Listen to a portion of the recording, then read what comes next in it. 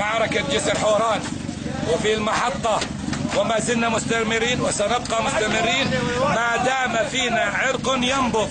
افهموها، طول عرض هذا كلامنا وهذا رد. افعلوا ما شئتم، اقطعوا ما شئتم. ارجع ارجع وارميها، يلا ارجع يا حبيب، ابعد ارجع. لواء شهداء الحرية.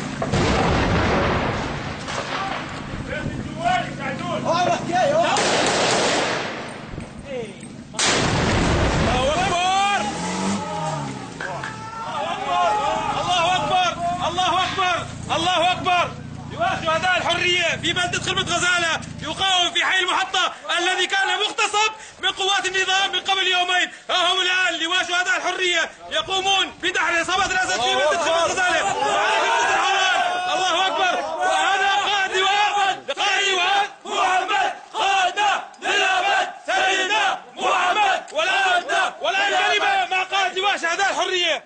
بسم الله الرحمن الرحيم. نحن صامدون في مدينة الخربة حتى آخر رمق وحتى آخر نقطة دم فينا. لواء شهداء الحرية سيبقى صامت في خربة غزالة حتى النصر بإذن الله. تكبير! الله أكبر! الله أكبر! هاي أرضنا ما نتركها إن شاء الله. نحن صامدون هنا لآخر لحظة وآخر قطرة دم إن شاء الله بإذن الله. الله أكبر! تكبير! الله أكبر! فعلا لا كلاما، فعلا لا كلاما. الله أكبر!